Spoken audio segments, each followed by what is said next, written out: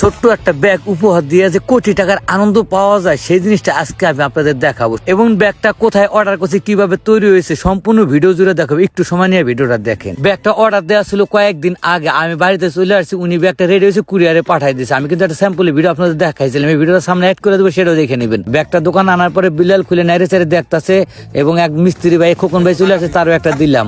এদিক দিয়ে আরেক মিস্ত্রি বললাম যে তুই সুন্দর করে এটা যন্ত্রপাতি ভর, তো সাইজ ঠিক আছে কিনা, নাইরে চারে কান্দে নিয়ে করলো ভাই পারফেক্ট। এদিক দিয়ে আমার মেজো ভাই চলে আসে, সেও ব্যাগটা দেখলো, সুন্দর করে নাইরে চারে করলো, ভালো হয়েছে। বিলাল কান্দে নিয়ে ফটো সেশন করলো, সাজিদ দেখলো, তারপরে মাহাবুল, এই মিস্ত্রি দেখা একে দিছি, সবাই খুব খুশি। আসলে এটা কোটি টাকার আনন্দ পাওয়া যায় না, এই একটা ব্যাগ যা পাইলাম। যাই হোক, আমরা মোটামুটি ভাবে ব্যাগ বানানোর জন্য মিরপুর চলে গেলাম 10 নম্বর বিবি এন্টারপ্রাইজ, বুঝছেন, 10 নম্বর প্যারিস রোডে। যাওয়ার পর তাদের গোডাউনে ঢুকলাম, যাই দেখি প্রচুর মানুষজন কাজ করতে, বিভিন্ন ব্যাগ বানাইতেছে। তা আমি গোডাউনে ঢুকা আমার পছন্দ মতো একটা কাপড় রেডি করলাম। আর রেডি করার আগে দেখতে অনেক মানুষ ব্যাগটা সেলাই করতে আসছে, এদিক দিয়ে কাপড় চলে আসছে। আর ওই বিবি এন্টারপ্রাইজ মালিক কিন্তু ওই মুরব্বী, বুঝছেন। অনেক লোকজন কাজ করে, যদি কিছু শিশু কাজ করে, আমি চাইছিলাম না শিশু শ্রম গুলা দেখাবো, কিন্তু কি করার আছে, নেশা পানি করা থেকে কাজ করা ভালো। যাই হোক, ব্যাগের কাপড় একটা পছন্দ করে দিলাম, উনি সুন্দর করে মাপজোপ নিতেছে। এই মাপজোপ তো আমি বুঝি না, ব্যাগটা আমরা বানাবো হইলো এভাবে বানাবো 5 ইঞ্চি, আর এভাবে দেবো 12 ইঞ্চি, এভাবে 8 ইঞ্চি। যাক, সব মিলে উনি কাটিং শুরু করলো। আমি আগামাথা কিছু বুঝি না, কোন কি কাটে না কাটে।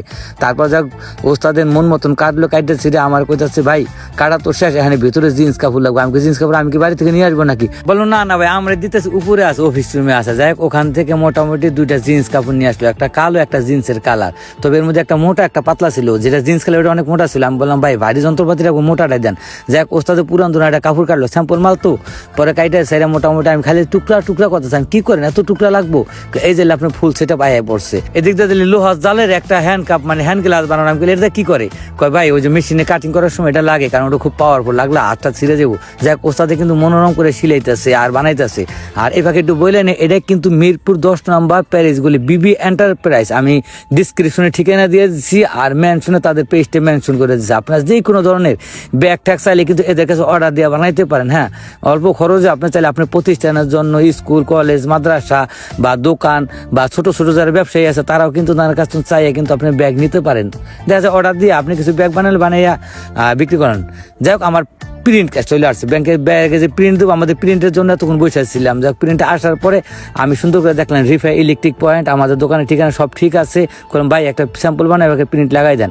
উনি বললো যে সুন্দর করে কাইটা করলো ভাই আপনি ভিডিও করেন। আমার মেশিনে প্রেসার মেশিনে চাপ দিয়ে করতাম, আমার অফিসে চলে। আমি করি না ভাই, আপাতত একটা যেমনি খুশি বানাই দেন। পরে উনি কি করলো, আয়রন দিয়ে হিট দিয়ে একটা প্রিন্ট করে লাগাই দিল। প্রিন্টটা কিন্তু চমৎকার হয়েছে, একবার কালারফুল 4 কালার হয়েছে, সুন্দরভাবে লাগান ঠাকানোর পরে নিয়ে গেলাম নিচে আমরা, বুঝছেন, ওস্তাদের কাছে। ওস্তাদ দেখে সেলাই করা শুরু করে দিল, কারণ ওইটার জন্য আমাদের সেলাই কার্যক্রম বন্ধ ছিল।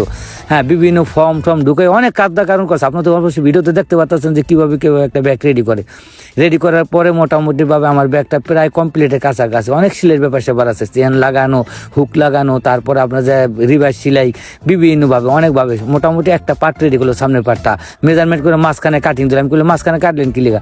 ভাই ব্যাগটা যে আমি মাঝামাঝি করবো, ওখানে তো আমার ওই যে বসান লাগবো, ফিতা বসান লাগবো। আমি ভাই যেমনি যা বসান লাগে আপনি বসান দিয়ে কোনো সমস্যা, আমি খালি বয়ে বয়ে দেখি। বিভিন্ন চেনের মাপ, ফিতার মাপ দিয়ে সুন্দর করে ব্যাগটা কাইটা সেটা রেডি করে। আসলে প্রতিটা কাজের যেই কাজই করেন না কেন, তার কাছে, আমার কাছে দেখতে মনে হয় অনেক কঠিন, আপনার কাছে কঠিন মনে হয়, কিন্তু ওনাদের কাছে অনেক সহজ, কারণ এই কাজটা জানে, এটা শিখছে। আপনি যে কাজটা জানেন ওই কাজটা যেমন আপনার কাছে সহজ। দেখ, আমাদের ব্যাগ কিন্তু প্রায় রেডি, সেলাইয়ের পর সেলাই চলতেছে, ঘন্টার পর ঘন্টা অপেক্ষা করতেছে, কারণ একটা স্যাম্পল বানাইবো। বানানোর পরে আমি কইলাম ভাই এটার মধ্যে ফর্ম দোকান কি লিগা? কয় ভাই এটার মধ্যে মাল সামান থাকবে, ব্যাগটা একটু মোটা না হলে হয় না, বুঝছেন, কারণ একটা জিনিস রইলো চাপ টাপ লাগে, ভেঙে যেতে পারে। আমি কই যে আপনি খুশি করেন ভাই, মনের মতো করেন, মানে ব্যাগটা বানান আর কি। যাক, সুন্দর করে একবার অনেক মাপজোপ করে সময় নিয়ে সুদক্ষ কারিগর তো সুন্দরভাবে ব্যাগটা বানাইলো। অলরেডি ব্যাগের একটা শেপ চলে আসতে দেখে মনের মধ্যে একটা উৎফুল্ল ভাব আছে। হয় এই যে এতক্ষণ খালি দেখছি সিলাই আর জোড়া তাল দেওয়ার কার্ডে বুঝছে হাতে আগা মাথা, এবার দেখি না ব্যাগের একটা শেপ চলে আসে, এই যে উল্টা বাস করলে এই যে জিনিসের কাপড় এটা দিয়ে দিচ্ছি। আপনারা যারা বিবি এন্টারপ্রাইজ থেকে ব্যাগ অর্ডার দেন, আপনারা নিজেরা যাই স্যাম্পল বানাইতে পারেন।